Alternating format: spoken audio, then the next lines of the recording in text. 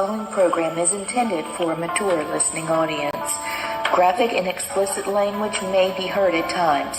The views expressed and opinions given by the individual hosts and their guests do not necessarily express those of this station or sponsors. Listeners are advised that neither the station nor owners and agents will be held liable for the content of this program.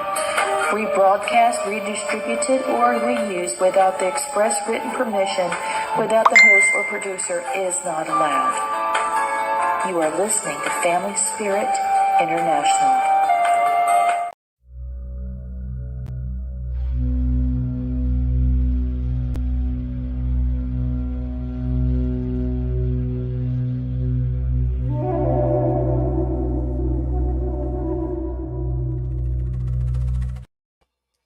Hey, hey, hey! What's going on, Lee? It's Happy Monday to everybody. We're back. Happy Monday.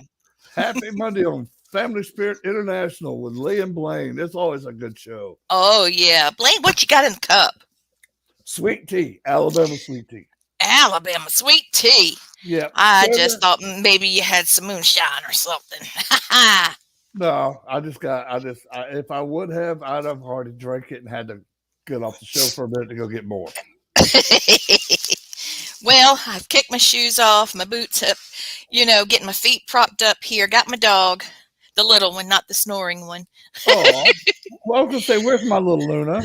Oh, yeah. I don't know where she went. Oh. I think she got a bath yesterday. Uh-oh. So I'm in trouble. I gave the baby a bath, and she's Good mad. Yes, She'll get over it. Yeah, she's I swear she's a little white dog, so she's allergic to everything. Oh my goodness. And so I was having to wash and wash her.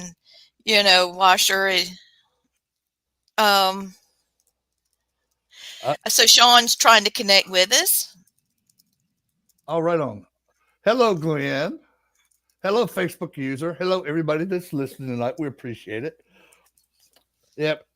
Yeah, can you believe tomorrow my little granddaughter, Penny Jessen, will be 16 tomorrow? Oh, my gosh.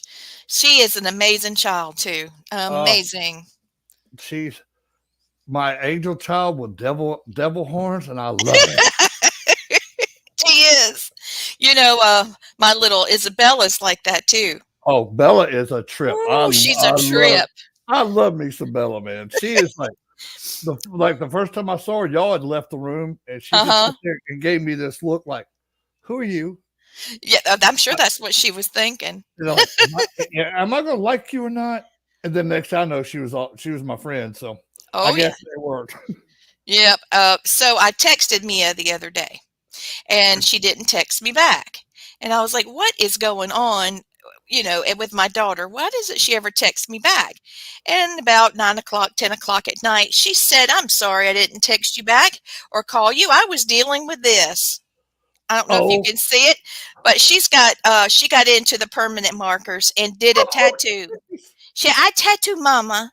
And then when Mia couldn't get it off, that was her saying, "Ha ha, I did a real tattoo, Mama." Oh my God. That monkey, she is something else. Oh. Charlie is so prissy in this one. She's just live action. Yeah. Live action. So crazy. we did an investigation last night, as you know. Yeah. How did it go? And we've got a little psychic child. Oh, nice. Yes. In fact, her little friend, her invisible friend, came across made herself known on the, she was turning the flashlight off and on like it was a disco party. Yeah. Yeah, she was having a blast. Yep. And then she started working with the cat balls. And so it's been a lot of fun talking to the little girl. Sean's going to come on in just a few minutes. He's been super busy. There's a time difference between us. And I messed up and thought he was supposed to be on last week, and it wasn't. So he's coming on now. Right on. He's a great guy. 28 Days Haunted is a fantastic show.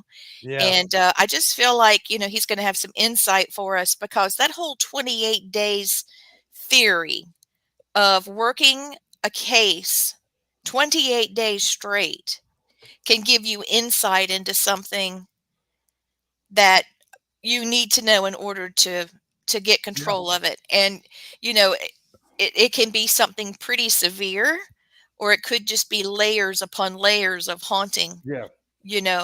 Different eras on top of each other. Yeah. So I don't know exactly. I can't recall, and I didn't study it very well before he came. I did watch it again, but Yeah. I was typing and doing my paperwork and stuff for my regular job, and I don't recall the history of the location where he Yeah. was. And the cool thing about it is, like, most of us investigators don't get to go to a place for 28 straight days. I So that know. was a great thing in itself, because now you've got that 28 straight days and see, okay, you're getting this activity. Are you getting this activity the next day or the next day, or you're getting different activity? And Yes. there's some. I know that the Warrens practically moved in with some of these families Yeah. because they were so severe. Yeah. The hauntings were so intense that they felt that was needed. So, you know, I mean, what a gift. I would Yeah. love to be completely immersed into a case. Now, if it's something very serious, very negative and dark, being involved in it 28 days, that would be a lot. See, I think I would thrive on that, from being Yeah. military and being shot at every day. I Yeah, think I would I think thrive you in would that too. environment. And I think it would be so active being there, because I'm not giving them my energy. But I got 28 days. I could pick up everything you're doing. I know what you look like. I know what you act like. I know your energies. And see, that would be fascinating to get that scientific side of it, just to see what would go on in that. I think so too. I mean, I've been trying to get with Tony Spira. Yeah. Shapira. That wasn't working out. Sorry. I'm asking Gwen if she'll go over to YouTube, because she takes 2 laptops and puts them up. And Nice. she's got the Facebook chat, and then she's got YouTube chat. Right So, on. oh my goodness, I didn't forward it to Christopher. Oh, no. Yeah, he's got to work the Our chat room. Yeah. One of the yeah, chat rooms. because I mean, we can't do both. That's just not, Yeah. that's Well, too it's much. it's harder for me too, because I've got you guys on my little laptop. It's not that big, and the glasses are about due for new ones. So if I have to look up glasses, I Oh, look like I'm straight. I was supposed to go get new glasses Wednesday, but they sent us back to the office for Monday and Wednesday, so I had to get that appointment. Plus, we're down to one car since of the wreck, so I had to cancel my eye appointment. And getting an eye appointment with the VA, I'll probably push back another 6 or 7 months. But that's the only thing I yeah. can do. Oh, that sucks. Yeah, it does. Here comes Sean. Hi, Sean. Da da da! There's Sean. Hey, Hey, what's going on, Sean. brother? How you guys doing? Good. Man. Glad you could make it, brother. Okay, Yeah. ladies, those of you that have been messaging me, here he is. Okay? Yes, he's handsome, but so are we. They've been driving me crazy. Oh, Sean's coming. Oh, he's handsome. Oh, thank you, archangels of the paranormal, for being on. Yes, somebody's saying yay. Good job. Everybody's happy to see you on. Look at that. Oh my goodness. Well, thank you for coming on. And sorry for the scare last week. So, Oh, yeah. So if everyone, if you have any questions for Sean, please let us know. We have 2 people monitoring the chat rooms. We've got more than one, so they're going to let us know what's going on. Yeah. Okay, so we were just talking about the theory of taking 28 days to dig into a case, which is the show premise, and you can uncover things about the case that you would have never before. And Blaine was saying, because he's military, he feels he would be okay being in the battle zone, sleeping in the battle zone, eating in the battle zone. Me, it's like, okay, I got to go to my hotel. I got to go to the campsite. I got to, get out of here a minute. Let me go get a glass of muscadine wine. I'll see you in the morning. I'll be first one here, I swear. But Yeah. sometimes it's like, let me just jump back. And I don't know. How did it feel for you? I mean, what was it? Well, I know you fought so hard and you dug in so much and your gifts were so apparent, but personally, the background story, well, yeah. I mean, I've investigated places that I've gone long periods of time. I've stayed for like 7 days at a time and things like that nature. But again, like you said, I mean, we could go to a restaurant and have a beer and have a social experience. Yeah. I mean, we had no outside contact with the entire world. Yeah. And two gentlemen I was in the house with were friends for 12 years, and I don't just met them. So I Yeah. isolated out there myself.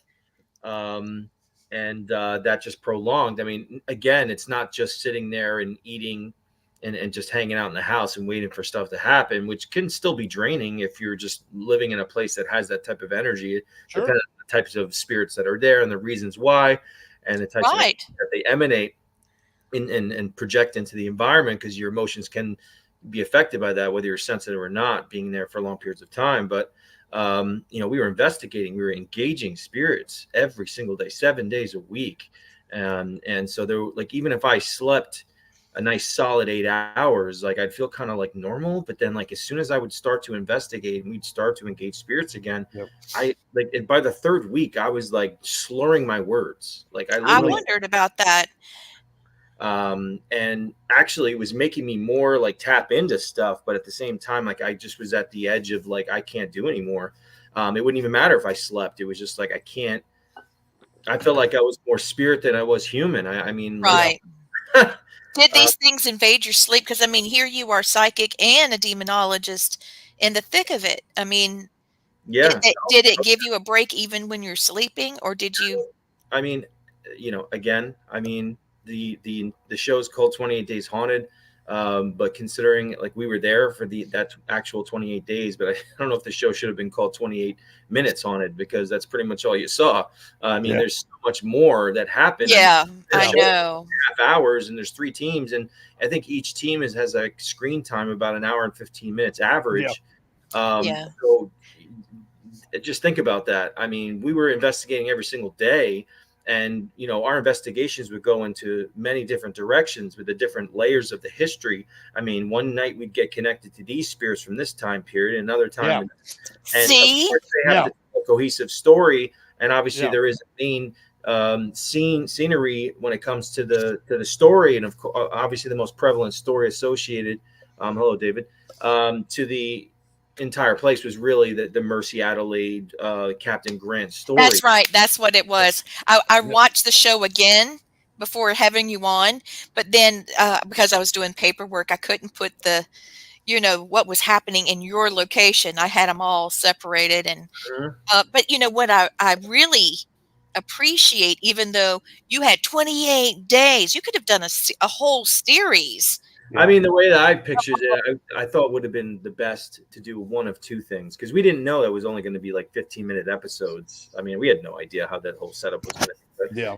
But to me, my opinion is that they should have either done one team, one location, 6-hour episodes for a location, because then you can actually see character development Yeah. and all the evidence that we get, because there's so much paranormal evidence you didn't see, and including my experience that I had with Mercy Adelaide, which is, I mean, That was my next question. You read my mind. there's so much more that didn't happen, and again, they have to just go with whatever works in a small bracket of time, and they have to consolidate that down. They should have done that, or it should have been, in my opinion, 3 teams, 3 seasons. That's what I meant. That's what I meant. Have it in series for each location. Whether you needed to bounce, just to keep it like a teaser going for each one, like they do. I know this sounds weird, but like soap operas, they'll bounce from one thing to another. And for us watching, when it would switch from one location to the other, we could feel the intensity. Time it switched over, even though you didn't get as much time, we still could feel how much you guys have been Oh yeah, working in the thick of it. it was intense for me because I was sensitive, like you said. Like I was waking up all the time. Yeah, I thought so. You know, It started showing under your eyes a little. Yeah, oh yeah, I'd just raise up my hand like while I'm sleeping. I'm like, oh, someone just whispered in my ear. Yeah. To That's what I was afraid stand of. in my bed. I mean, it was all the time. But you kept your composure. I mean, what I mean by that is you kept the authority Right. walking in Yeah. there. It never took you off your feet. You never felt like you were. Well, again, I'm versed in this type of stuff, so I've been like on some true dark cases before, and I Yeah. know Well, it showed. negative It showed. do. They, being in a place that long, and if there are negative energies there, they know exactly what we're doing. So we're basically like gerbils in a cage, and they're just like, all right, we're gonna F Yeah, with it. because they could see all of the monitors, in one location, like a command center, and you guys were out in the field.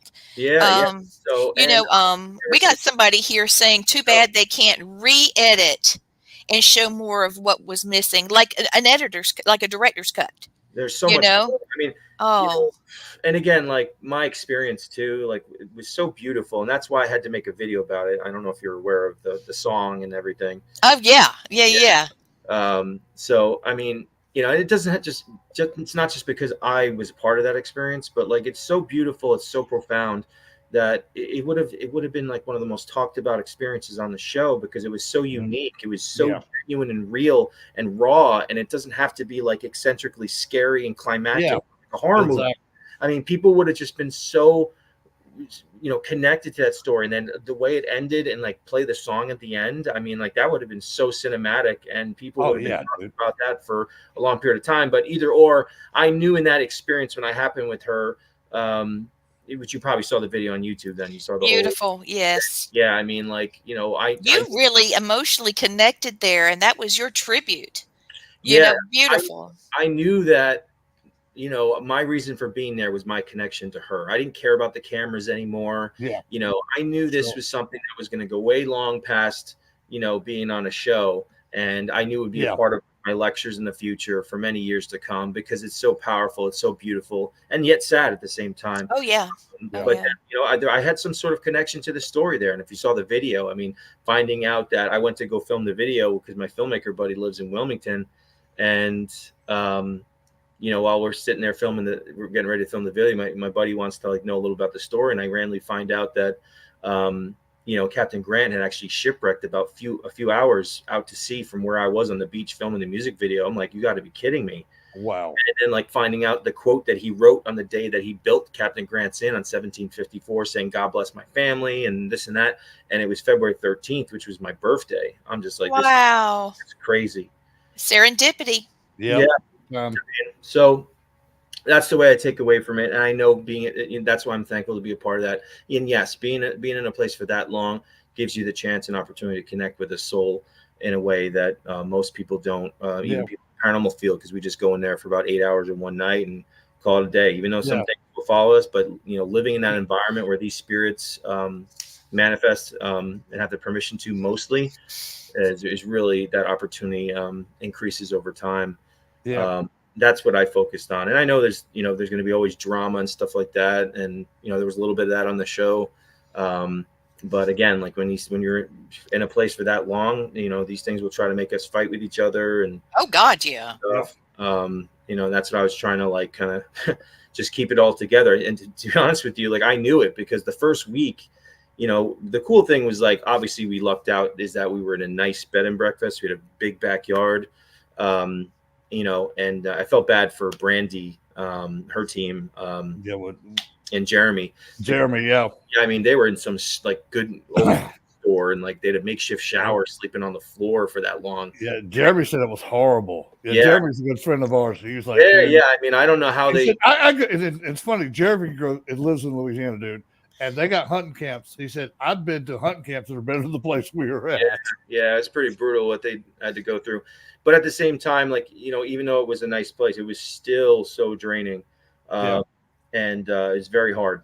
Toward the third week, it was like, I don't know how much longer I could do this. It was all worthwhile in the end. Yeah. Of course, Well, Sean, you can say too, you've got to do something that not many people, investigators get to do. You spent 28 days in one location. So you got a feel for the energy in the house, if watching it change. I'll call it peeling back the onion. You were getting this time period, you get this time period, you get these people over here, this over there. And for 28 days to get the research you guys got to do was just, I'm jealous and I admiring what you guys did because I would have loved to have done that. Yeah, you would have. Yeah. I mean, of course, but we just didn't even know. You try to be different every day. Like, what are we going to do tonight? You just didn't even know what to do anymore because we've done everything you could imagine. Yeah. I love the different methodology. Yeah. Oh my goodness, his name's just jumped out of my head, but he was in the tent in the water. Looked like he was just freezing. Shane, yeah. I thought that was really interesting, and the God helmet was very interesting. And watching even just the candles that were suspended from the ceiling, and suddenly now they're actually being used as pendulums. I mean, that was pretty crazy. Yeah. I mean, just being able to relax and really try to take in the place instead of doing your same routine investigating. Right. Base readings, everybody, Well, gets a chance. The warrants really came up with that. I mean, number one, obviously, I think we all know they took it from the Amityville Horror House case. Yeah. The Lutz family got up and left after 28 days and left all their furniture behind. And it's probably just used that as some sort of theoretical example of, what the cycle is of a haunting from day one to the last day in a perfect setting of a perfect haunting. But obviously, I don't think they expected for people like us to be actually engaging spirits every day. Yeah. Because, a family's just going to be going and living in there and stuff's going to happen. Well, we were actually engaging them, investigating, researching like every single day while we were there the entire time. So, but again, that leads you to having some profound experiences like I did. So I'm very thankful for that. So if those of you watching, if you haven't caught the show yet, it's 28 Days Haunted on Netflix. It's a fantastic show. There's several episodes, and there's teams that are in 3 different locations, and you just have to pay attention and keep up. It's fantastic. Now, Sean, did you ever have time to ground yourself while you were in the house? Oh, I had, what I do to ground and, blessing myself with holy water. Yeah. I do this when I'm home. Because things follow me home from all the places I go to. I bless my place constantly because it's never quiet for a long period of time. It's just things happen on and off. Now, Sean, what I had to do, because I'm an empath medium like you are, and I had to set boundaries, man. It's like once I go through my bedroom door, that's my time. I'll be here all day tomorrow. As soon as I walk out that door, you can talk to me again. And I've got mine where they'll understand it. It's like if I was in the house like that. See, you use probably a Christian base for yours. Mine's Native American. So I call upon all my ancestors. I call upon my spirit animals. I call upon my spirit guide to watch and protect over me while I'm in a place like that. Right. And I'm pretty well protected. So I don't have to shield myself as much as some mediums do. And but I don't never use my own energy anyway. I let it just flow through me. And I like I always tell my clients and stuff is, look, they don't play fair, so why should I play fair? So I've got a bunch of Native American tribes I can call at any second that will show up. And they love doing battle. So I thought that would have been a little bit different stroke because, they kept coming to you. I'd be like, okay, y'all want to play? Let's play. Well, what it is that when you're in a place, again, where so many spirits reside and you're constantly investigating every single night in that environment, is that, like I said, no matter even if you have sleep, you become drained. And when you're drained, your vibration drops. Oh, that's right. Negative energies can actually get to you, and you're more susceptible to their influence when you're drained. And that's where you have to be more careful. And that's why you're probably seeing some of the stuff that was happening in the house too, is because there was a draining going on constantly. Even if you rested, it's like I just felt like I was walking through, quicksand. It was just I can imagine, dude. Every day. It's similar to being in combat for that long You know, because I've been to I would think so. Afghanistan, because every day we were getting rockets fired at us. Every day we were getting mortars fired at us, small arms fire. And then Yeah. you had little goofy ass kids throwing real rocks at you. Mm-hmm.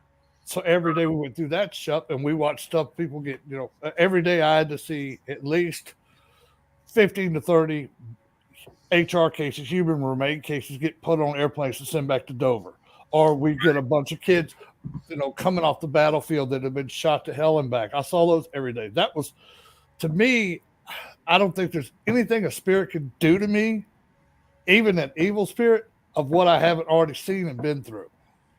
I think that's what makes me a little bit stronger, what we do, because I don't play with them. I take charge, and I use my resources around me. Right. I wanted to read off a bit of Sean's bio. Okay, I didn't do that quite enough. So Sean is the team leader on the new series 28 Days Haunted on Netflix. He's a writer and producer with the Scare Network.tv, and he's also a producer on a docufilm called Maleficus, a true story of a demonic haunting. Did I say it right? Yeah, it's actually the poster that's right behind me. Oh, sweet. Cool. And he is the former lead investigator on the TV series Ghost Loop with the Travel Channel. That's Ghost Loop at the Travel Channel. He's a singer and a songwriter. He's an author. Of course, he's a paranormal investigator, and he's the former host of Darker Side of the Paranormal radio show. He's born in the Bronx, but he lives in Connecticut. So very, very cool. It's so nice to have you on, man. Yeah, no, I appreciate it. It Yeah. is really. Can you tell me a bit about what drew you, what led you into being a demonologist? Well, I'd say that I got into the paranormal by mistake. I was obsessed with horror movies as a kid and horror movies, and I would watch all those documentaries like sightings on it, unsolved mysteries, and then there was the whole spur off of all the episodes of a haunting on Discovery Channel. And I just loved hearing about these like stories of the unexplained. I really believed in the validity of these people's experiences. But it's funny, I never thought about, hey, I could just go down to a cemetery down the street and have an experience. I never thought about it until I was waitering at a restaurant with a buddy of mine, and he was like the most skeptical person ever. And I wanted to take him to a cemetery so he could have an experience. But in that process, it wasn't about him. It was about me. Yeah. I had my first experience of a little girl's voice in front of a little girl's grave. And, I didn't realize I had it. It was when I had a flip phone. So the next night when I heard this child respond back to me, and it was just this defining moment, my trigger, so to speak, that I was like exhilarated and freaked out, but so excited at the same time. And then like 2-3 weeks later, I saw a shadow of a little girl at the corner of my bed. It was even light out. And then I started to have like a spiritual awakening. It was like a trigger. It was like lightning. Yeah. Because I didn't think I'd become like I have a spiritual awakening in the middle of my life. I'm thinking like the people that have psychic abilities would have it so pronounced when they were younger and in impressionable stage. And like, even though looking back, there were signs, but this was like, it really like happened like out of nowhere. It was like, boom, there it is. So in that process of having experiences in the paranormal, I started networking and people, and looking at people on Facebook. And then like, when you start adding a couple people on paranormal stuff, then everyone starts adding each other. Yeah, no. And then like I just got asked to be on a podcast, and then people were bringing me on podcasts, telling about my experiences. And I guess the way that I was actually explaining myself about my experiences, there was like a resonating theme of people saying, well, you have a calling and like, deal with dark things. And I'm just like, I really didn't know what they meant. I'm like, okay, a calling.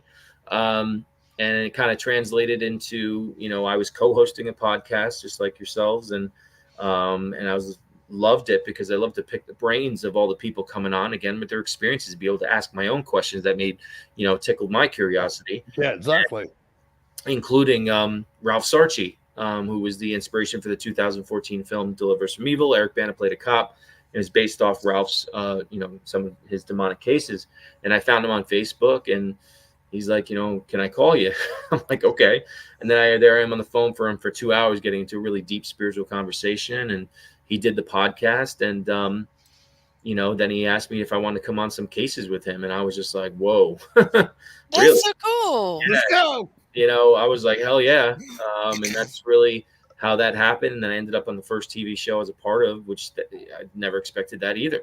I was just going out because I was so excited that the things were real, and I was just going out with a K2 meter, a spirit box, and an audio recorder. I just wanted to show everybody the evidence I had, because I'm like, oh my God, it's real. It's actually real. It's not just about watching on TV. It is actually real. Oh yeah. I was on the Demon Files, which was on originally on Destination America. I remember that show. Yeah. I was an investigator on the show for Ralph on those 3 episodes. And from there, I ended up publishing my first book. And, Ralph obviously mentored me in demonology, and known him for many years now. And, I didn't know what I would deserve to have that title, demonologist. But, one day, years back, Ralph just said, Sean, you're a demonologist. I'm like, what? What? I don't know what to do, what I'd have to do to deserve that. So I feel a little uncomfortable, but I mean, someone of Ralph's stature and his respect in the field of what he's done, I mean, he's my mentor. I'm like, I guess I am, so, I mean, it's obviously the way I approach the cases, the way that, he approaches the cases. That's pretty much how that really spurred off and that calling. And even my first book, Shadow Chaser, kind of a reoccurring theme of people with this calling thing. Another little interesting tidbit is that I didn't just come up with a cool name for my book, Shadow Chaser. A friend of mine showed my picture to a psychic she really trusts that does not know who I am, and showed a picture of myself and asked her, what are your psychic impressions on him? And she said that he's a shadow chaser. She's like, well, what do you mean? She's like, well, he's meant to take shadows and send them back to where they belong. So that's why I called my 2 books that, because a psychic kind of gave me a spiritual, name to what I do. And it obviously has been my reoccurring theme up until this point, to say the least. So that's cool. Well, we've got a couple questions here. So the question from Gwen, how have your abilities changed after the show ended? Well, I'll tell you one thing too, is that the day I was able to leave the property, it took me about 2 weeks to feel back to normal, because that's all I knew was that property. Every little crevice, every corner, it was kind of like prison. I mean, obviously not as bad as prison, but it's kind of the same principle, because all you have is like the yard outside, the cafeteria, and your prison cell. And that's all I had. I mean, I'd look at the cars driving by and be wondering about what's going on out there in the world. I bet. And, the first day I left the property, it felt so weird to be in a social environment with around random people, because I was like, it felt so strange. And the first thing I wanted to do, I was like, that's it. I'm going to get drinks and getting a buzz tonight. I need to do I need to be like the most social environment experience tonight. Yep. And I went out with my friends, and I'll never forget, we were sitting at a table, and like my right ear just started ringing like crazy. And then the light started flickering above the table. Yeah. And then all of a sudden I heard like someone yell out my name, Sean, and my friend next to me heard it too. And there was nobody there. Oh, wow. They were wanting you back. It was just like, it was around me. It definitely took like a week or 2 to really get back into the normal routine of what we're accustomed to in life with your daily routines. It's definitely pretty wild, but I mean, I think obviously the more that you use your abilities, it's kind of it's a muscle, it's a spiritual muscle. So the more that you actually harness that and use that, the better it gets. So, I mean, I definitely feel like my abilities have, progressed from there for sure. I think it's still like a progression. Like, again, I've known about my abilities, since I began the paranormal within that first year. So it's probably 13 years I've really known about my abilities. Now, Sean, you are about to get several upgrades. My spirit guides are telling me, be prepared. There's new stuff coming your way, and you will know it as soon as it happens, because it'll feel a little bit different. Then it'll feel comfortable to you. Huh. Yeah. Right. Well, I'm all open to upgrades. Yeah, buddy. I love my upgrades. I've been doing this since I was 4 years old. I grew up across the street from a graveyard, dude. So I got to go ghost hunting literally across my own street. Damn, you got Tonka toys and spirits. Nice. Dude. I tell you what, we went over there because it was nobody knew who owned the graveyard, dude. It was all grown up. But they had some of the best blackberries, best wild plums, blueberries. And we go in there and pick garbage sacks full of them with my grandmother. I was 4 years old. I'll never forget this. we had to cross a busy street to get back to the house from the cemetery. And my grandmother made me stay. And I was like, why are you making me stay? And all of a sudden I heard her, not my grandmother, I heard this lady. And I looked to my left side and there was a lady, a beautiful lady with a white dress on, and she was bawling over this grave. And, since I'm a nice little Southern boy, I went over there and said, ma'am, are you okay? And I'll never forget this, dude. She looked at me and smiled, says, I'm okay now. And I watched her just go from a solid figure to gone in like a second. And my grandmother was tripping out because she saw her too, because she's got the gifts. And as soon as I got safe across the street, I heard her screaming, I knew you had the gifts. I knew it. That is such a cool story. That validation, Yeah, I would like to see you guys get a second season if it's something you guys wanted to do. I mean, of course I would do it, but I mean, at this point, it's already been. You've already been there, done that, so now it's. No, I mean, it's been so long. I don't foresee that happening. To be honest with you, it's been already. I mean, we filmed that in the summer of 2021, came out in the end of 2022, and here we are in 2024. So what I've been doing is that, like you said, ScareNetwork.tv, and what I really love about working with Billy, who's the founder of ScareNetwork.tv, is that I have complete artistic control. I don't have to go, and of course, if there are opportunities that come my way, then that's meant to be. Then, I'll be a part of that when it comes. I know that there's a lot of crazy things going on in the TV world with mergers and big companies. I know. At some point, they'll probably start opening up again and probably be looking for projects. And, I don't think I'm done with TV. I feel it, like I hear stuff in my head, but whatever's meant to be, whatever I'm supposed to be a part of, it's fine. But I've done a lot of documentaries on ScareNetwork.tv, probably like a dozen. We have a documentary on Shanley Hotel coming out probably in a week. Oh, I love the Shanley. Oh, yeah, I love the Shanley too. You went up at Napanock? Yeah, Napanock. Is that what I say? I think it's Napanock, right? Napanock. I'm Southern, so it sounds different. All right, next time you get to go investigate when you're up on the bordello, tell Annie I said hi. She's one of the spirits there, Annie. Yeah, she's very male friendly. Yeah. She's probably here right now. That's why I'm thinking about her. She was in my live last night. I had a little live thing here. She follows me all the time and asks me to marry her with a ring. No, that is Annie. Appropriate. All the time. Dude, inappropriate ain't even the word for it. I'm a military guy, and she made me blush, so that's saying something. Oh my goodness. We have it on the documentary too. We were up there, and there was right on. Oh, it's like, I want to, something. It's ridiculous. Yeah. So she had high hopes. I started calling her Annie the Fanny because she wanted to show her fanny. Let me tell you. The fanny. Oh my Lord. Oh yeah, no. If you like, people watch my lives when I go on TikTok all the time. They all know Anna. I mean, she's funny. She comes through all the time, and in my place too. It's crazy. She'd be like, "Come to bed" on EVP. Woo, goodness gracious! I have heard her say, and it's funny. I've heard her say that at different locations I've been to too. It's like, Andy the Fanny, you following me again? I say, now she's following you too. So. Now she's got groupies, dude, Sean. Oh, and Kim's going the Fanny.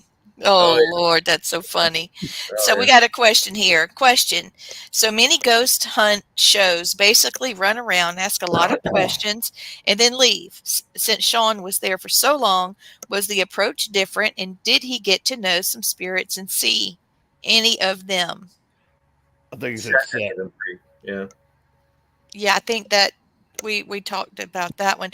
I mean, obviously, I'll tell you, when it goes back to, even if you watch the show Ghost Loop, and I think the most proud part of me being a part of that project, with as much drama as we had on that show, but the one proud thing that I did is, if you watch that show, is that I prayed for the spirit at the end of every episode.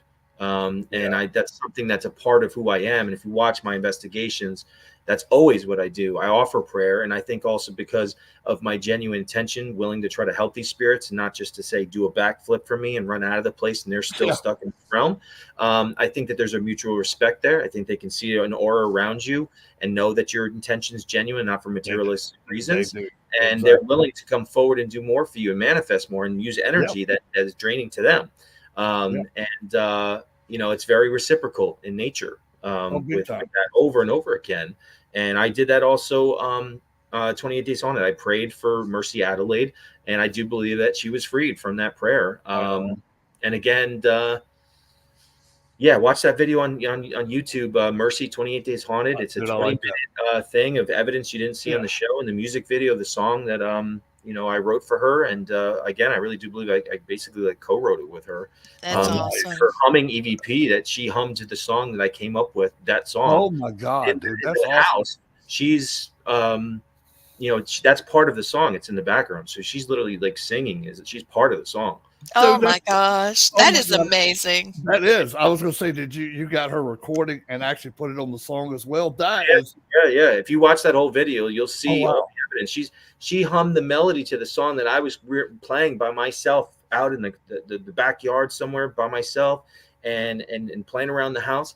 And usually when I would write a song, I'd hum melodies to it. And when I was upstairs in this scene you didn't see on the TV show, it was the most profound emotional paranormal experience I've ever had. Of course they cut it all out, but it went a lot further than what you saw in the chair. I'm sitting there in the chair trying to tap in, and I had a few things happen. I saw a golden locket, and I saw a young, beautiful brunette woman. And in this moment, I realized that the older lady that was coming to me in bed, that was Mercy Adelaide, but she was showing me what she looked like as a young, beautiful woman. She wanted to show stages of her in life. Yeah. And from there, I saw what I believe to be looking out the eyes. I was remote viewing through the eyes of somebody, and I could see a ship going off in the distance. And there was these two rock boulders in the water. And, I just knew that was the captain going out to sea. And then from there, I could see the back of what I believe to be the captain. And it was very, if you know about psychic visions, obviously, it's kind of like that documentary. It looks kind of blurry. You're trying to tap in and clear it up so you can understand what's happening in a very short moment. And it looked like he was dodging something with the steering wheel, I don't know, a storm or whatever. And then she kept on saying shipwreck to me, shipwreck. And from there, I started to feel the torment of the heartache throughout all the years. And I was going through something still around that time. And she knew that. She knew that. And that's why we intertwine so much, because of this heartache, this crazy spiritual connection thing. And I can't even fathom what she went through for decades, just at the thought of her love coming back down the road as she sat there. And my psychic vision, which you didn't see on the show too, is that I believe I'd see her writing these notes to him, because in those days you don't have cell phones, you can't call somebody, but she, writing these things down. And that's why the first lyrics of the song are, I savor your lips of each day. The wind is my only company. These few different words. I put that as the first line of the song. And that's what she was doing. It was a release for her. And I think that's why she was so thankful that I was able to, extend this torment, this heartache, but turn it into a positive light, which I think led to her being able to transition. Because we had her on EVP saying, I'm here without my captain. I'm sitting in that chair, and all of a sudden, at this point, I started to become emotional. I started to tear up. I started to stop, and I'm just stop. I'm I can't handle it. I'm about to really just, and because all of a sudden I started to hear in my head, this has never happened to me before. I heard the chords of the song that I wrote for her playing around the house. The chords of the acoustic guitar was playing inside my head. And this emotional explosion within myself, I had to get up from the chair. I could not take it. I had to run downstairs and open up the side door and get some fresh air, because I was sobbing. I was I can't stop. I can't stop, because it was hitting me so hard. And, in this moment, she was just you were meant to come here. You captured my essence. And so then the next day, I woke up. Now, I had a burner phone with me. It's an old phone, but I recorded audio during this whole moment. Thank God I did. And I was recording audio, and I just literally could not believe myself, because right before you hear me say, oh my God, she knows about the song, I can hear the chords in my head. She knows. And right before that is when you hear her humming the melody to my song. And it's not even just one part, it's two parts. She hums both parts. That's beautiful. And so I freaked the F out. You can say it. You can say it on our show. We're not. Okay. So I freaked my guitar, my acoustic guitar, that luckily I brought with me because I asked him, could I bring it? Because I have no TV, and like I was a musician and singer is my first passion. Yeah. So I take her guitar and I take her EVP and I put it on the computer and I play the chords, and she's humming the melody in perfect key to my acoustic guitar. Beautiful. I mean, that is just absolutely insane. So I play it for them, and they're just like, wow, this is like really crazy. And that's why, and then I led up to the night right before I prayed for her. And this is on the video on YouTube, Mercy 28 Days Haunted. Just type that in. You hear her right when I turn on the spirit box, immediately, clear as day. She goes, Sean, I want to learn how to play the song. I mean, I can play it for you right here on the show. Nice. Oh, Hey, Sean, I want to tell you this. Okay. I just had her come through to me. She says, tell Sean, thank you. I'm with my captain now. Good. That's the exact words I just got from her. And Good. she's so grateful. Captain is grateful, dude. He is like, I can tell you this now. You have 2 more spirit guides that'll help you now. And you don't even have to ask for them because of what you did for them. They owe you an eternal favor. So you've got them anytime you need them. You don't even have to ask. They're coming. Yeah. It's protectors. And so that has been through the spirit box, and I prayed for her, and then I asked, do we help her? And it goes, yes. But because of that whole thing with the song, that was the reason why I put flowers at the grave, is because of that experience specifically. Oh, beautiful, man. So, and like I said, I didn't care about the cameras anymore. My tears were as real as you can get. Yeah. I sat there and I said to her, even cut it out too. I'm like, when I go home, I'm going to write that song and I'm going to do it justice. This isn't just an idea. This is a mission now. Yeah. Because of this profound, crazy experience. Because again, I mean, talk about the validation of psychic ability, telepathy, to the power of love, how it lives on long after death. I mean, it's just like so big. And again, that's it's such a shame they didn't put it on the show. But again, I knew I had to tell that story in my own way, even if they didn't. So I went home and I recorded the song, and I'll never forget when I got the final mix of the song. I was at my old place and I was listening at the headphones, and I got a vision of a woman in a green dress, and she gave me a curtsy. And I just knew in that moment that was her saying thank you.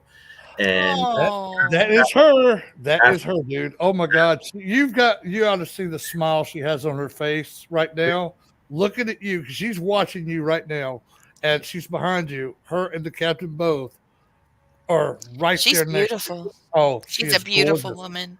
And she said, thank you for remembering the green dress. She loves you. Yeah. And then it goes further too. So the day the Netflix show came out, I was actually passed out taking a nap on this couch behind me right here. And then I had another vision of the woman in a green dress. And this time I saw her running up to a gentleman. It was a blurry vision. And he kind of just put her up in her arm and spun her around like a dance, and then just picked her up in her arms. And I just had such a good feeling. And I just knew in that moment that she had reunited with him. Oh my God, dude. That is so beautiful, because that's exactly what she was showing me just before you said that. Yeah. And she said, you made that possible. She says, nobody else even cared after I died about me. You cared more about me than my captain. You and the captain are really true loves of hers. She loves you. She loves you as much as she does him. Yep. She does. She does. I was there that long too, and someone came in there and gave me a path into the light. I'd be very appreciative too. And that's what I'm saying. It's so important to show respect to these souls, because we're all brothers and sisters. We come from the same source of light. So we should respect that even after death. Mm-hmm. Oh, big time! Oh, dude. Absolutely. Healing comes in all stages of life, including death. That was a healing for you personally, and a healing. Well, that's why they were missing each other, right? Yeah, because she was in a different resonance because of her pain and suffering. Mm-hmm. Right, she couldn't let go. She couldn't let go, and once you helped her heal, validated her feelings, helped her heal, then she was able to see him, and they ran to each other's arms, and you got to see it. Oh my God, what a love story! It is, and it's because of you, Sean, that was predestined before you were even born that was one of your jobs in life was to get that lady back to her husband. And Yeah, that feeling for us to be Oh my against that God. medium, it is. I would rather get those feelings and literally somebody hand me a big check because I helped do something that helps somebody else, whether it's a spirit or a human being, and that's karma points forever, right there, man.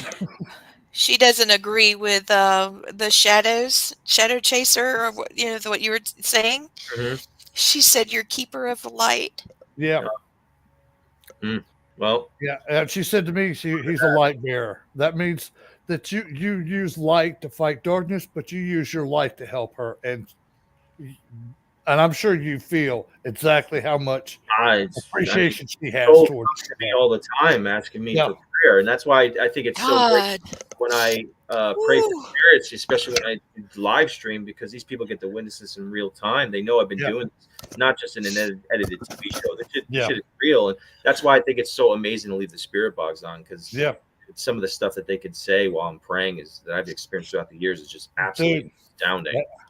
Yeah, they Yeah, were stuck from each other. They couldn't get together, and you joined yeah, them. hmm And you're their hero. yeah. And to Because do that, dude, especially since both of wow. them were on different levels and different planes, they could have walked right past each other and never saw each other. Me and Lee had an example like that of a daughter and a little girl down at Sloss Furnaces.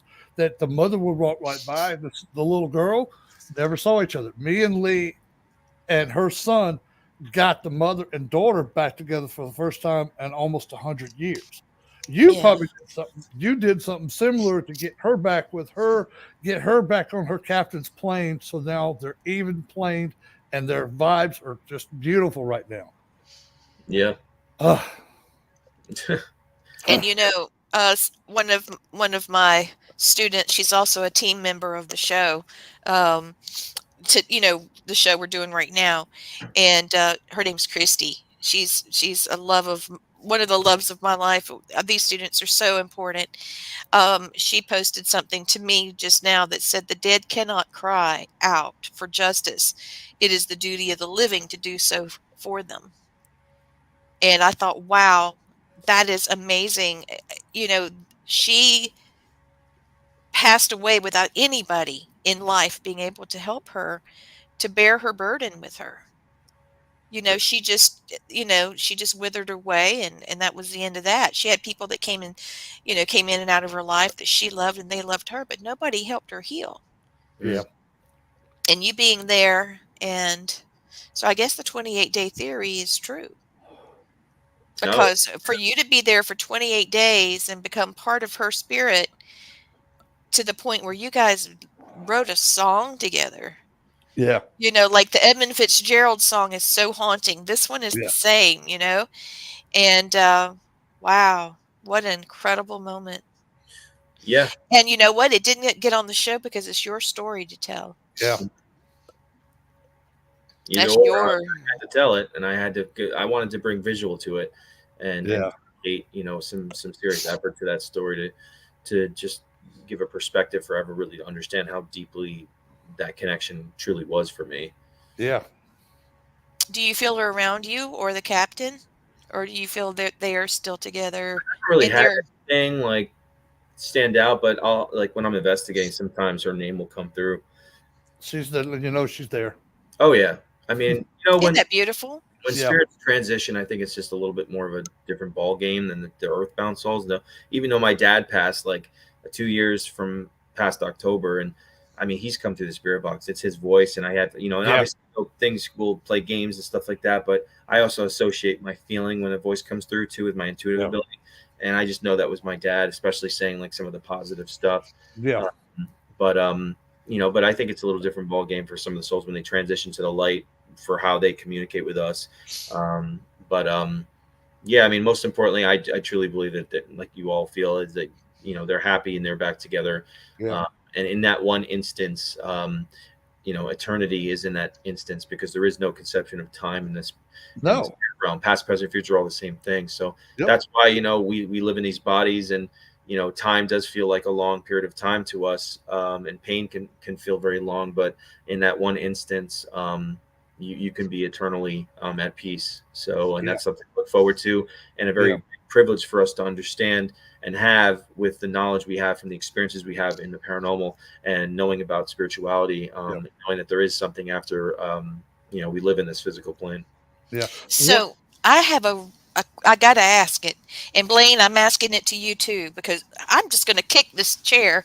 I apologize. Let me get situated. Now, all three of us have we have several spiritual gifts. And you're able to pray for people, Sean, in spirit and in flesh and help them. Blaine, you're able to protect people and to not just protect, but also get their stories. So, what do you feel is the piece of equipment that you can connect with that kicks that off? Because sometimes you just don't sit down and then the light switch is flipped and all of a sudden you're getting the download of everything, you know? Well, I really love the spirit box Yes. because, I that's what I said. Like I leave the spirit box on while I'm praying for the spirits because you'll start to hear the chatter of what potentially may be unfolding while you're praying, and that's why I've had so many astounding, beautiful, amazing experiences while this is happening. Like typically I'll see like a white dove if a female crosses over, and then a white horse if a male crosses over. And then I'll say that whichever one, and then I'm like, all right, did we help a female? And then she's like, thank you, I'm going to heaven, I see my father. Yeah. So, when you get all that validation and lining up to what you're picking up on, it kind of just brings that notion more to a true instance, to kind of push that rather than just me saying, okay, I helped some spirit cross over. I mean, I'd rather have some sort of other, evidence of that leaning Yeah. toward the direction, even though I can't definitively say, okay, I'm helping crossing over the spirits. Do I believe I have? Yes. But, Yes. in the end, I want to have some sort of evidence for people to see, like, wow, I really don't think these spirits are going to be trying to Yeah. patronize me by my ego by saying that they're, help me and saying thank you. I'm at peace now. So I think that I love having the spirit box on to just have that straight up communication and to validate what I'm picking up. Because us as people who are sensitive, have abilities, we are our own piece of equipment. That's Yeah. right. That's absolutely right. And I look for the one that can helps me connect because it's like it can help me pick up exactly, and then I start hearing the words or seeing their hands or they start to form. Sometimes I can hear them, sometimes I can see them, Mhm. sometimes I get to do both, and that's fantastic. Mm-hmm. But To pick up that up, and then all of a sudden, like 1 minute later, the spirit box is literally either saying the exact words you said or yes, saying something Yes.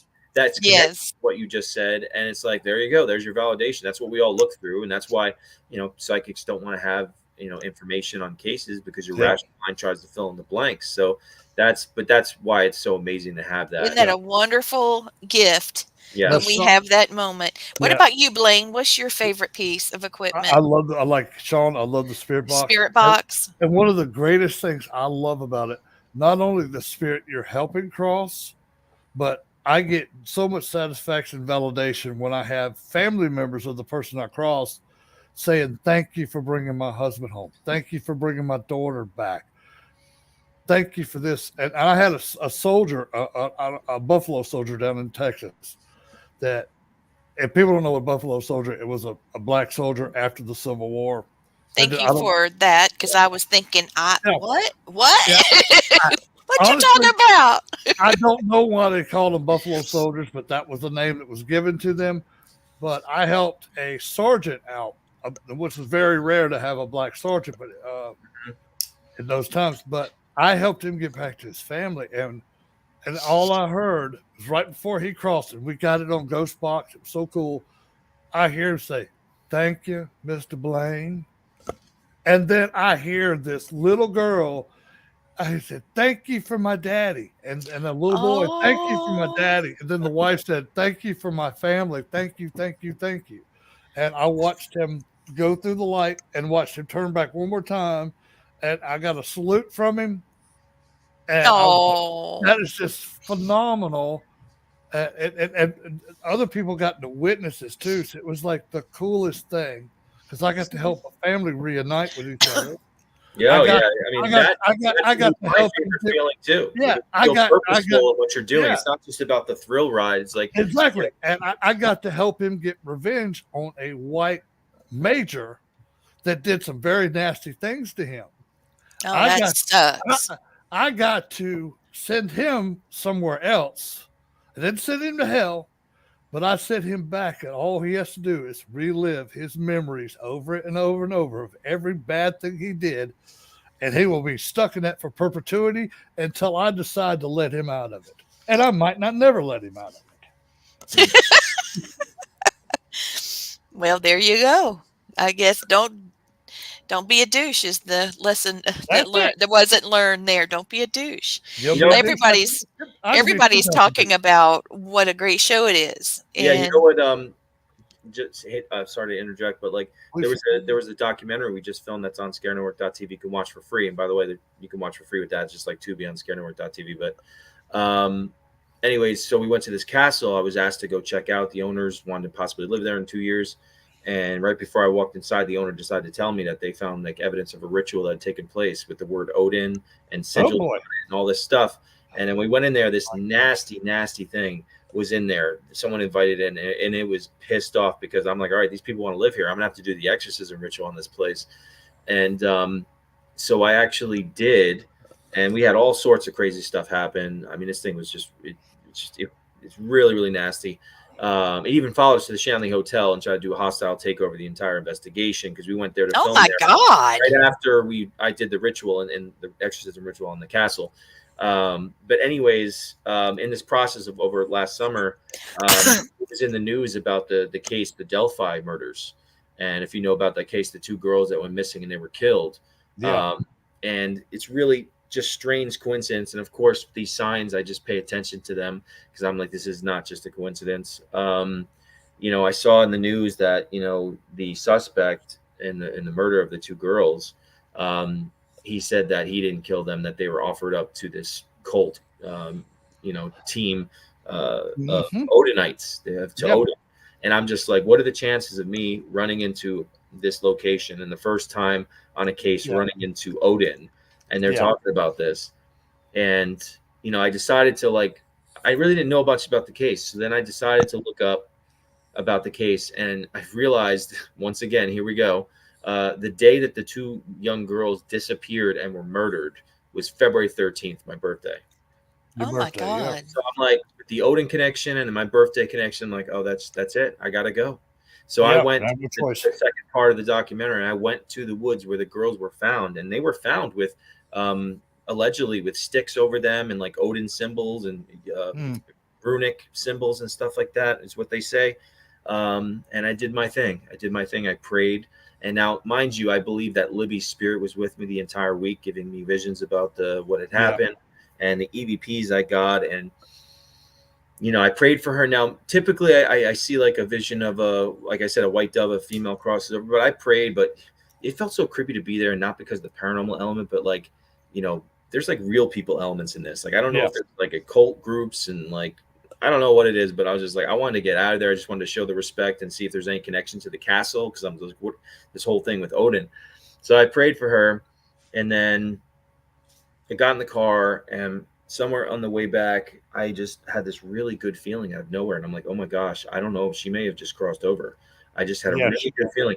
And for the rest of the night, I started to hear in my head, you cursing at me, this and that, and you swine, you took my virgin. Oh. So when I did the review of the EVPs after I prayed for her, there was this one EVP that just, when I heard it, it just ruined me. I started to tear up because I prayed for her, and she's like, I'm pretty in heaven. And it just, I don't know, it just ruined me. It just made me so sad. And I talked to some girl after that lived in Delphi, and she said that I told her about it and I played it for her, and she's like, that's just crazy because she allegedly would go around to her friends and say that she didn't think she was pretty. Oh. My goodness. And so afterwards, I was investigating in Indiana while the documentary was being made, and all of a sudden this stuff starts coming through again. You took my virgin, Libby, and it's referencing how I crossed her over and stuff like that. It was just, and I still have that thing around. It's really pissed off. And that's the thing. Like, even though you do something nice, you have some nasty things that can come after you if you step in the way of evil spirits to try to take souls away from evil spirits. Because it's a different ballgame. You go into a home and you got people living in a house where evil spirits are trying to torment people and ultimately get their souls. But if you're talking about souls that evil spirits do have possession of already, and you take that away from them, they will be hate it. They will be relentless. You Dude. got to be on guard for the rest of your life. Yeah, you were Let me- dealing with blood of the damned at Yeah. that point, and you getting them free is like a miracle. Oh yeah, you So took there's their a price toy to away from pay. them. Oh yeah, there's a price to pay. Hey Sean, do you want it gone? I mean, because I investigate the paranormal. No, do you know it's want not him gone? Who? What? It? Yep. You want the Odin person? Do you want him gone? Well, he's supposed to be the god of the dead, right? Odin was a Germanic Odin god was, of the Viking. dead. He was Viking. Yeah, but he was also associated with war and the dead. Yeah. But I don't think it was Norse. Oh, you Wasn't don't? Okay, related. I know what you're talking about. Yeah, you're talking about a This later second specifically, I feel like because they've used the term Odin also in Satanism. Yeah. Yeah. Oh, okay. So I feel like there's more connectivity on that side of the fence. So this thing is a facade. When I went to the castle, it showed itself as a Okay. woman, and it was Yeah. dancing around, and then came back with black eyes and fangs and stuff like that. So this thing kind of is like a shapeshifter. I mean, whatever it is. Yeah, it's gonna Yep. mess with you. Yeah. So I mean, I think it's definitely demonic in nature. So, But it says it's archangels of the paranormal says, cut the cord of trauma, and you gave her words for the free will to make the decision to move on. So yes, that's how she was able to let go. Thank you, Thomas. absolutely. Yeah, right That's on. Thomas Gormley, my Hi, Tom. buddy, my Oh, buddy. We like Tom. I was so happy to do MassCon by my table just happened to be by Thomas's, and we kicked it off, man. We had a great time. We ran and got some lunch together because our tables were side by side and somebody could watch them both at the same time. And we got soup and sandwich and sat by their fireplace. And we had a very intellectual, spiritual conversation. That was a really cool moment. And he's my buddy. So, and he's wanting to know when you guys can get together and write a song together. He's a great singer and he plays great guitar. And Nice, very just, cool. I love to watch his videos. Okay, so what is your favorite place for ghost hunting, Sean? Do you like places that are like popular, or do you prefer going to a new place you don't know anything about? That's what I would be my typical. Yeah. See, that's Blaine, and that's what we are too. Me and I Blaine. get really excited about going to a new place I'd never been to. Now, are there some still famous places that a lot of people have been to that haven't yet? Yes, but yeah, going to a place that I've never been to or I've never encounter these spirits and communicate with them to that unknowing of what you might encounter compared to a place that I've been to time and time again is more of an excitement and a mystery that I look forward to potentially unraveling. Yeah, I even like residential cases for that reason. I do too. Yeah, sure. Yeah, because it keeps you higher. Yeah, we did one last night, and that it's just that, Blaine, I need to talk to you. Okay. Sean, I might need to talk to you too. I'm gonna be straight. I would love to investigate with you sometime. Yeah, me too, brother. Absolutely. Yeah, I'd like to work on some different tones, maybe that you could play that would be interdimensional, sort of like the interdimensional tones. Mm-hmm. I was looking at some of them that were Tibetan sounds. It just sounds sort of, I don't know, kind of throaty, kind of Mongolian sound. Sure. Yeah. Although I love the sound of that. I love hard rock. I mean, really hard rock. And there's a Mongolian band that Matt turned me onto, and they are really intense. Ooh. Sort of like Five Finger Death Punch meets maybe a little bit of Disturbed, but they have the throaties, the sound with it, and they use all of their old tones and everything that from that era, and they're dressed in their regalia. Oh, it's just wow. And we went to see we went to see Stevie Nicks. Now I know that sounds like meat and potatoes. Everybody loves Stevie. She's been around for a real long time, Mhm. but no, she really is as powerful of a person as the rumors go. I was in the back, way back in the back, but dead center, and I could feel her energy. She would when she would move her shawl, the waves would come across all the way across over the top of our heads. It hit me in the forehead, and then it was right here in my face. And it was very sweet. It was very beautiful. It was healing type energy. There was nothing, ill intent to it. It wasn't anything like that.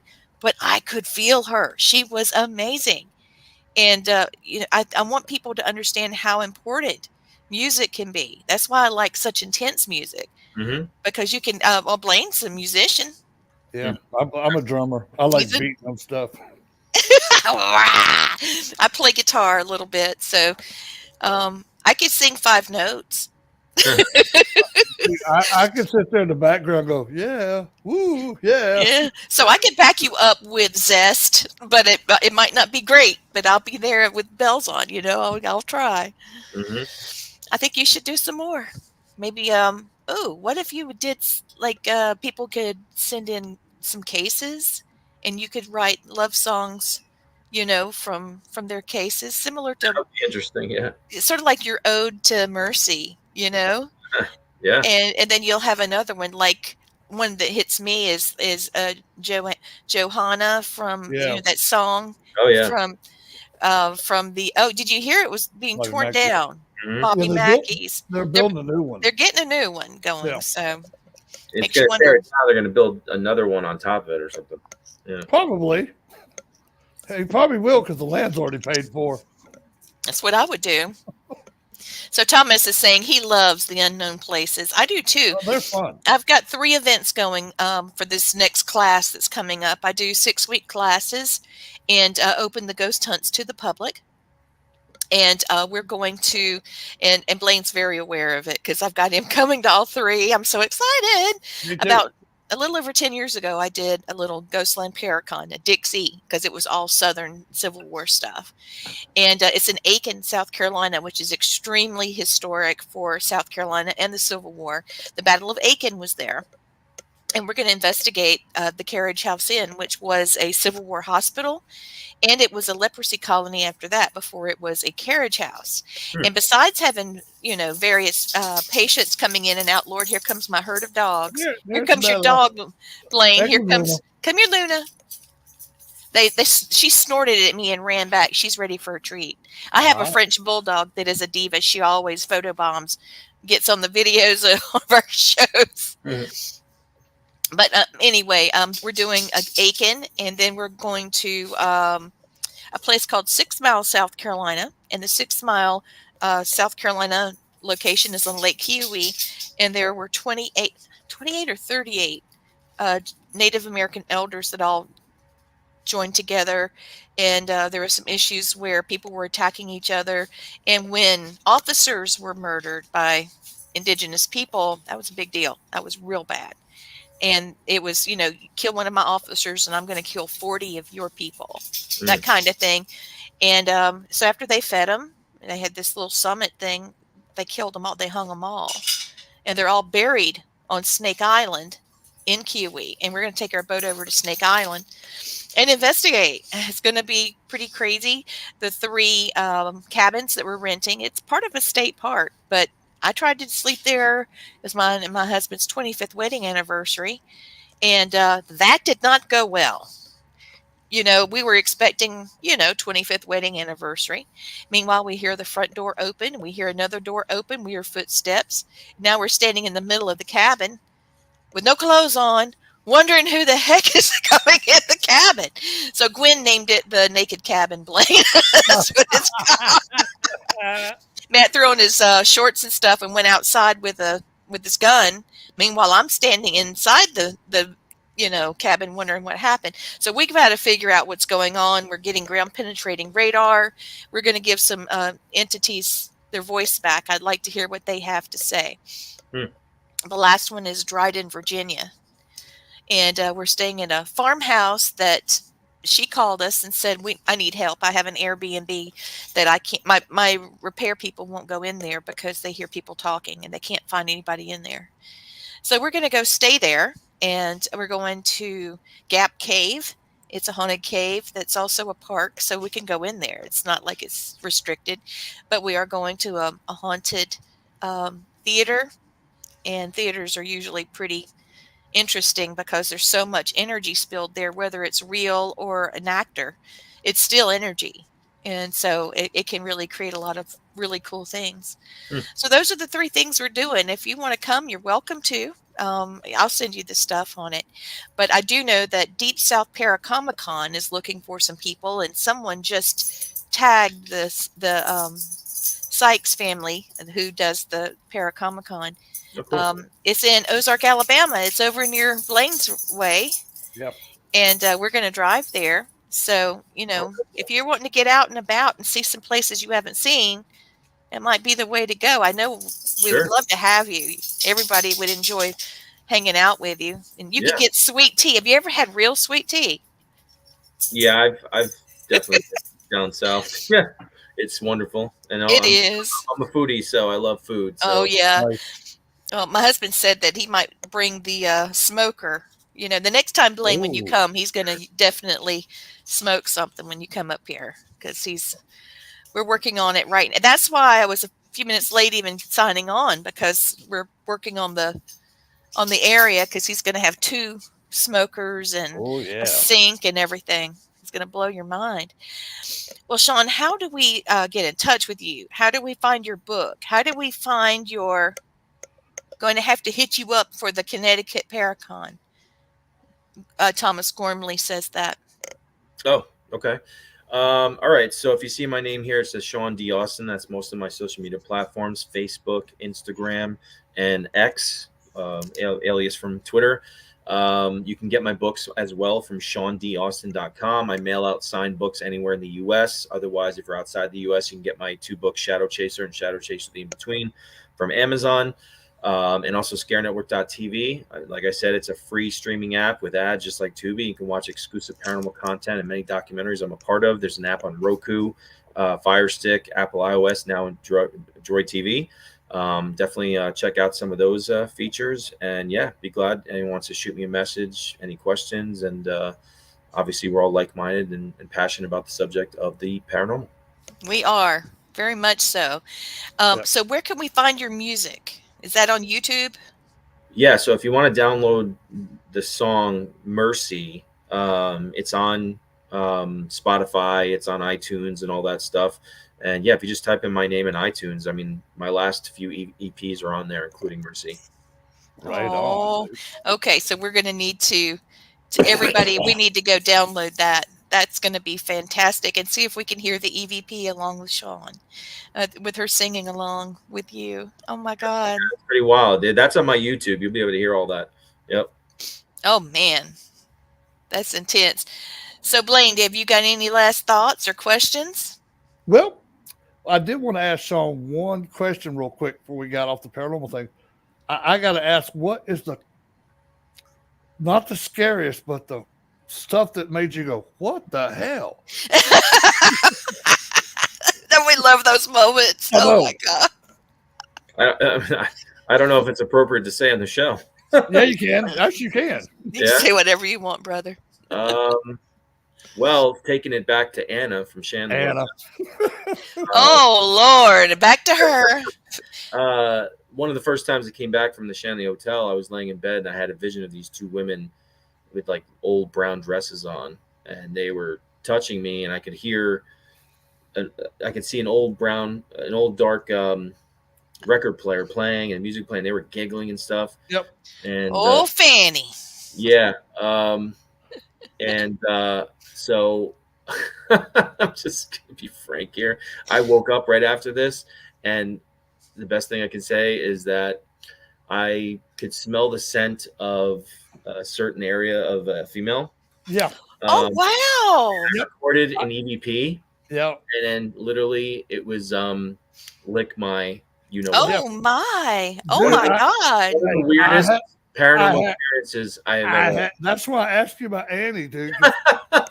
She said the same thing to me, but she had a few other choice words. And Holy crap! I can tell you this, dude. She grabbed my junk. When I said she Oh, yeah. grabbed it, dude, she held on to it like it owed it money. Like it owed it money. That's one that's really strange that sticks out. I mean, I've had a lot of really weird ones. So that's funny. We both There you are. She's looking at you, Blaine. Yeah. Hey, Luna. But See, I think it's that's him. funny. It's really him. We both know Annie from Shanley, man. That's the Annie from Shanley. Fanny Annie from Shanley. Yeah. Annie the Fanny from Shanley. That's really crazy, though. The craziest thing that I have had happen with Blaine. Okay, we went to a cemetery that was a French Huguenot cemetery.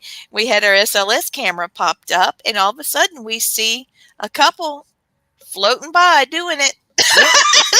They were like, "Is that what it?" And then we'd turn the camera, and then here they come back, and it was very obvious because, now you see it, now you don't. Now you see it. I was like, oh my God, are we seeing this? And I was laughing my butt off. Oh my God. Well, don't forget the serial masturbator we had at Paulie Jail. Her husband, Matt's filming. And Matt goes, "This dude's whacking his meat." And I was just I said, "I wanted to do ambidextrous." Next, and I heard Matt go, "Holy shit, he switched hands." I'm dying. I just had to do like this, I'm sitting there watching. Me and Matt I'm surprised. They're cracking up. I'm surprised Matt didn't drop the SLS. I'm surprised he didn't either. Dude, I've seen a lot of shit in the paranormal field, but that's the first time I've seen a spirit jack off before. I've just got to say, those of you think we're just floating around in the clouds in the next life, I've got some words for you, because that ain't it. That's not it. Yep, me. I did go to Edisto one time, and we were going down this dirt road, and I just held my K2 meter out the window. The windows were down. It was hot as hell. It was like the surface of the sun. The sand was so white, and it would reflect up. So, I mean, we were all looking like lobsters. And we were driving along, and we were going to this one, it's like a plantation house at the end of the road, and it's supposed to be haunted. And they were asking people to, come see about it. So we were headed down there, and all of a sudden we got like a smell of swamp gas or something, because it was very swampy. It was after we passed the tomb of Julie Laguerre, and she's the one that was supposedly buried alive, and then she would blow the door off of her mausoleum, and they couldn't get it to stay on. They finally just had to leave it off. There's a whole legend about her. And we passed that, and then there were marshlands, like they say Edisto has. And wow. And I said, "What is that smell?" And the ghost box beside him said, "Gas, fumes." Meanwhile, this thing's going along, and I said, "Is it gas from the swamp or butt gas?" And you could hear him. You could hear him, ah, ha, ha, ha, like an old sailor, like a pirate or something. Now, one of the things that Annie told me that had me cracking up, she said, "Son, I'd have gave you that pee for free." We've had some crazy things happen. If it's not ghost hunting's not for the faint of heart, but you got to have a sense of humor too. Oh my God! I mean, as much bad stuff as we have to deal with, it's fun to go the ones where the ghosts are joking around and cutting up. Cutting up. And they're funny sometimes. It's like like when the Dodge Charger was coming back, we were talking about setting up for an investigation, and I hear this spirit go, "Are you for real? They brought the Charger back?" Really? I'm like, damn, that's funny. And I did have a spirit at Old South Pittsburgh she told us, "Bye, Felicia," up 3rd floor. And then I swear to God, we had one on the 1st floor saying, "I'm on Facebook." I'm like, "What status are you? Are you dead? Is that your status?" But you're on Facebook. Because I sure would have friended her if I could have found her on Facebook. That's so funny. Oh my God. Mhm. Yeah, that makes sense. I've had some funny ones. It doesn't sound funny when I talk about it, but it's funny because they're people that have recently passed, and they're talking to people that passed a very long time ago, Yeah. and they're trying to explain what the paranormal equipment is and what it does. And so, we'll get things like, just speak into the box. Yeah. Just speak into the box. Just hit it. Yes, they can hear you. Those are fun. Those are funny. Just little stuff like that'll make you laugh. It's not all scary. And it's No. not all jump scares either. I mean, those are fun, and that's what everybody seems to like because it's exciting. It's a kind of a roller coaster ride. But there's also the very beautiful and sentimental. Yeah, those I love just as much because you're watching that spirit, and especially when it's a family member actually getting to talk to a family member Yeah. on one side, one's on the other, Mhm. and they get to talk and hear their father's voice again or their mother's voice again, and to watch the people's faces light up, Yes. not Oh, only the spirits but the human. And it's weird for us. It's like we'll be in an investigation somewhere, dude. And I will tell people, I said, look, when I start doing ghost boxes, you will hear people from your family come through. Well, it's like, all the ghosts that are here going to talk. I said, they will too. Luna. But I will have family members. It happens to me every time. So that they're like in shock when it actually happens, even though I told them it was going to happen. She's looking behind the laptop looking for you, Blaine. Oh, hello, Luna. When Blaine stayed over here at the house, Luna just thought, he was here for her. Yeah. She's trying to find him. Oh, my goodness. Well, if you have a chance, Blaine did a show called, wait a minute. Hold on. It's on the Science Channel, and it's called Mystery Unsolved. Mission Unexplained. Well, see? Yeah, and it is Okay. on the, and I'm on the first episode. But it's funny though, like you're talking about TV filming. None of the story that I told them was actually what they put on the show. They rearranged words that I said. Shocker. But I know it was like, okay, I was telling them about an experience with a jinn over in Afghanistan and Iraq. Well, they made it out I was seeing a ghost of a soldier. I was like, I saw thousands of those every day. They didn't bother me. The jinn didn't really bother me. It's just cool as hell to actually notice they're real. Mhm. And I don't think he liked the fact that I could They're see it. ugly.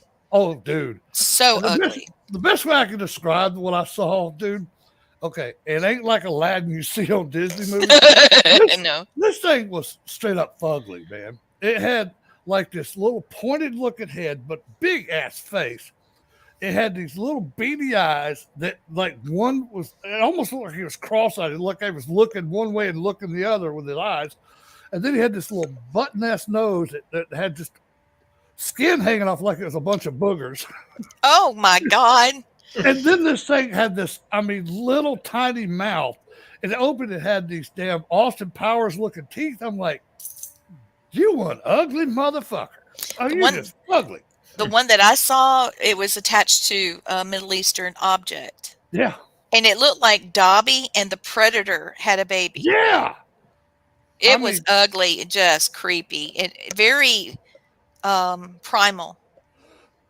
Yeah, this thing, it was like, and it's funny. We have another veteran friend of ours. He's a VA psychologist, a psychiatrist before he retired. And he said, Blaine, we heard story after story after story from soldiers being in Iraq and Afghanistan, actually seeing jinns, being around them, haunting them. And I'm like, so I'm not crazy. So there's several of us that saw that. He's a VA psychiatrist, retired, and he actually helped start the Rhine Center. He was on the board. So he's been around the paranormal a long time, and he came on to discuss with us the things that he experienced and how they were able to track how a lot of these curses are actually very powerful, and how they're done placed on our soldiers, and how it's creating PTSD. It's awful. Yeah, and this is funny too. It's he was on the same episode I was. Yeah, we did the same. We filmed separately, but we were on the same episode. Yeah, Robert Young is awesome, man. He's a vet, and he took care of vets, so I have nothing but respect because I am a vet myself. And but yeah, He dude, lives over near Niagara Falls, yeah, and buckle up. he was telling me about this cave that boats will go in, and everybody is fine on the boat, and then when they come out, people are dead or missing, and all kinds of things, and they have given it this horrible name. And he was wondering, well, how would I feel about going in the cave? I'm like, no, I don't think so. I don't know what's causing that. My luck, I'll get stuck somewhere, and who knows what'll happen. Lee, But they'll give you back. they'd have to give me back. They They'll give you wouldn't. back. They wouldn't like it. They'd want a refund for sure. They be paying Matt to take you back. Yes, come get her. Here's $10,000. Just take her out of my hands, please.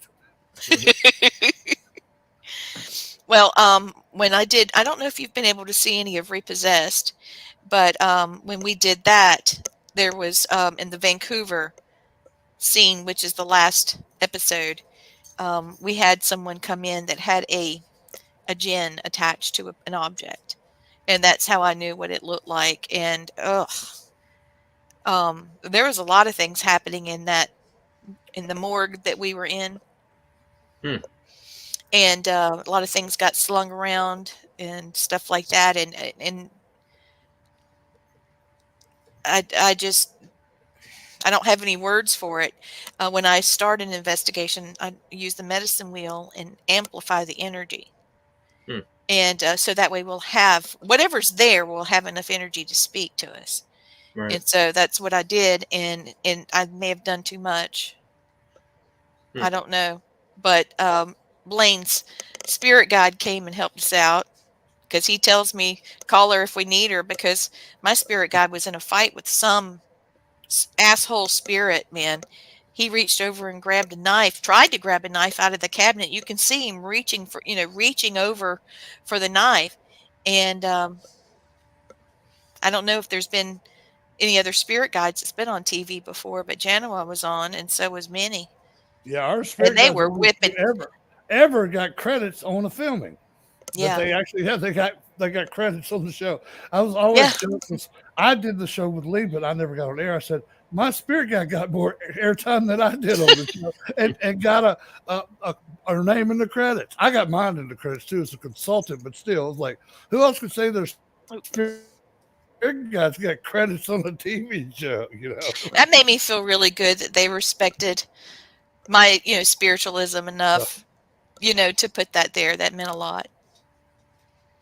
It really meant a lot. And they were very respectful about Yeah. recognizing different cultures, different religions. Oh, hello, NSPSTV from Texas. How's Hello, it Texas. going? Thank you for watching, Texas. That's awesome. We've had a lot of people on tonight. Yeah. A lot of people having things to say. Yeah. Scarenetwork.tv is where you can see Sean's work. Nice. Yeah. Well, y'all go check it out, man, because Sean's awesome. And you know how much we appreciate you coming on the show, dude. Because you got, like you said, only you and two other teams can basically say we stayed in the same location for 28 days and walked in and walked out after 28 days still with your life. And I'm sure it took and your sanity. Yeah, I'm sure it took a great toll on your physical body and your mental body because, being in war situations, yeah, we went through that every day.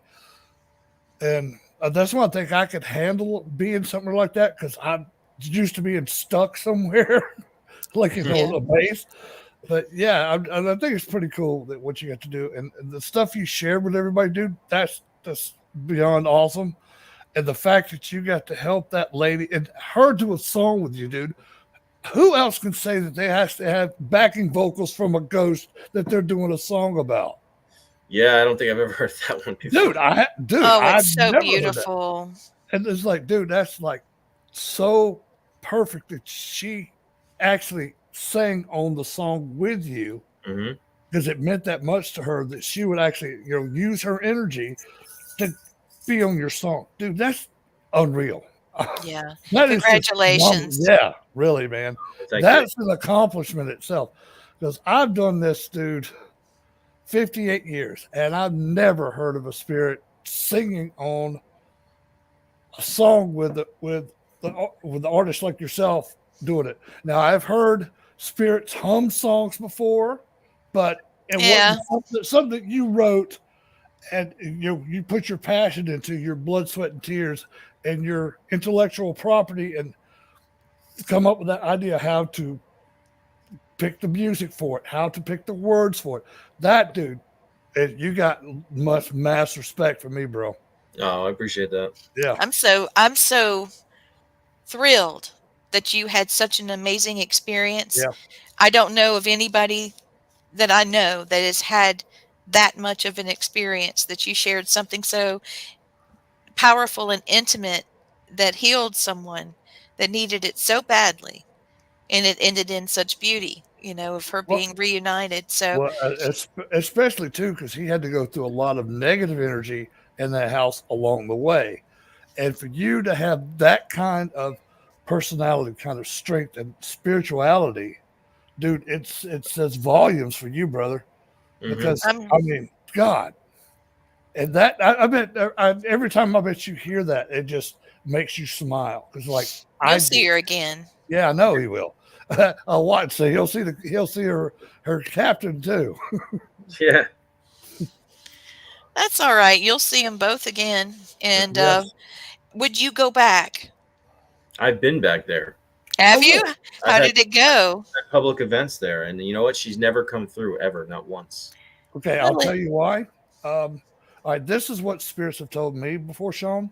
Is the afterlife? You have levels just like you do when you're born. You go this, do this. All of a sudden, okay, now when you get crossed over, you have this level of learning, this level, this Oh level, this level. And what happens on that, dude, is they have no sense of time, like you said before. So to them, they could go through all the journeys and it'd be 2 or 3 seconds. For us, it might be 2, 3, 4, 5 years, every 3 or 400, 5 years after that. But they told me, dudes, is once they get to the level that they're supposed to achieve, the very top of, yeah. Hmm. they can go back to any level they want to, except for the original body that they came out of. Of course. You know, I think it was a good thing that she doesn't come in Yeah, because I feel like, she's not earthbound anymore. no, and you did exactly Her what every you day, did. like I'm here without my captain. So, Uh, you know, dude, and you can imagine. I know how hard it was. Just being away from my wife and my daughter, being overseas is not being able to see them every day. Hug my daughter, hug my wife, and I can imagine. That spirit has to relive that over and over and over, and it had to be more torture every time she had to go through with it. And the relief that you gave her, dude. Like I said, I got props to you, brother. I mean, that's what we do this for. hmm Have you had any other spirits since then? Um, have you had some endearing moments with a spirit that was released from a horrible situation into something with blessing? I've had so many. Yeah. I mean, even this documentary behind me, Maleficus, is the same thing, but it's a very dark story. I mean, I believe I was able to pray for and help free 2 souls of women that were trapped by a demonic force, Oh God. tortured and raped and killed, Mm. for a place that we were staying at across from a place that used to be a brothel as well. But I knew something evil happened on the property that we were staying at, and we weren't even there to investigate that place. It was a place across the street. Um, and then I found out from the curators they don't like to talk about it, but they said there was an evil doctor doing illegal abortions on the prostitutes of the brothel, and that babies are said to be buried on the property. Wouldn't doubt it. So I believe that he was actually torturing and killing and raping them, and in order to get off the street and make them disappear. And yeah, I mean, I had to deal with that demonic force for many Oh. years, trying to come after me to retaliate for that, and tried to sabotage a potential relationship with someone. Took the credit for the end of it, Yeah. I knew I had to return back to that place after like 4 or 5 years to validate my experiences Hmm. 5 years before. And we ended up filming the documentary there. And I actually, it was only like a week before I was going there, before I knew I was going to do a documentary. I didn't care because it was messing with my personal life. Yep. Yeah. Stayed there for 4 days, and the evidence we got was just absolutely insane, creepy, unsettling, but also showing, the good versus evil aspect. And Yeah. I did the exorcism ritual on the place to, rid the evil from that place, and also ultimately for Nice. me. So, yeah, I've had many stories about just praying for spirits and things like that. It's a very reoccurring theme in Yeah. my Well, journey. Oh, that's yeah. beautiful. Yeah. And mine though is right now the bad ones I'm getting are all damn pedophiles. That they're Oh, holding. I don't know what's going on with the pedophile thing for you, but oh my God. I have probably done at least 15 cases where there's a pedophile spirit still holding children. And like you said, you made that one mad. I made one so mad at Sloss Furnaces because I took 15 kids away from him. Mm. And he didn't like me at all. And then I had another one at Paulie Jail. This son of a bitch had like 25 kids. And dude, I've got audio and video. He dog cussed me and called me every name in the book. And I said, Had you by the throat? yeah, he tried to choke me. And I'm like, that's the last time you ever choked me. I said, you really want to play jackass? I said, I don't play. And the next thing I know, I said, hey, bear. One of my spirit animals was a bear, and I got a wolf.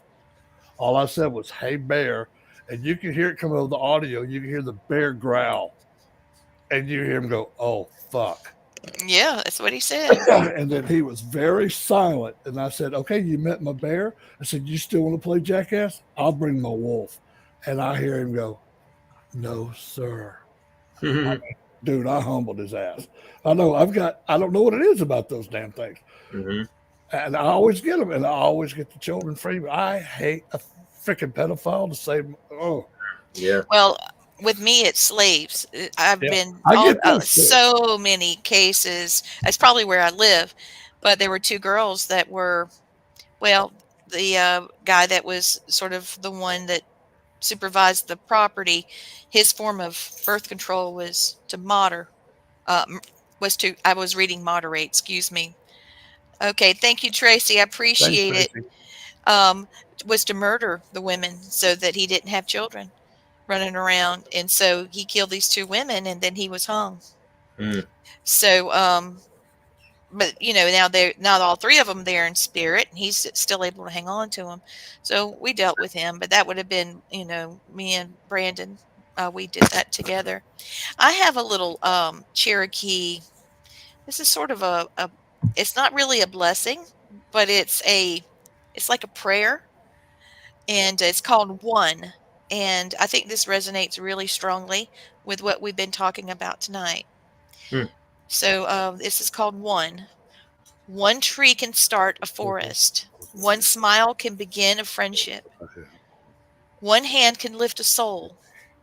One word can frame the goal. One candle can wipe out darkness.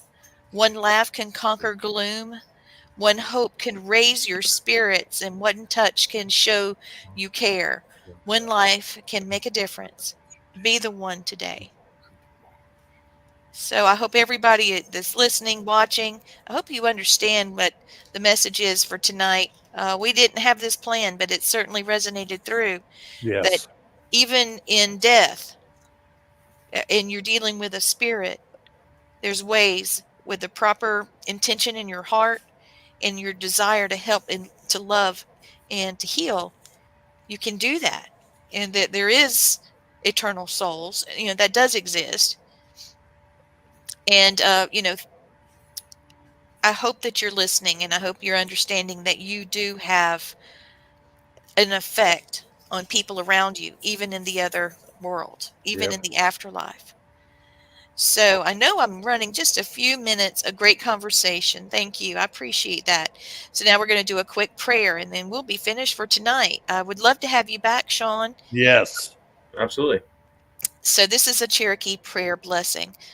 May the warm winds of heaven blow softly upon your house. May the Great Spirit bless all who enter there. And may your moccasins make many happy tracks and many snows. Yeah. And may the rainbow always be at your shoulder. Thank you for watching. Family Spirit International. Okay, let me see if I can hit the button. I'm going to do this. You can do it. I'm doing it by myself. I'm going to do it.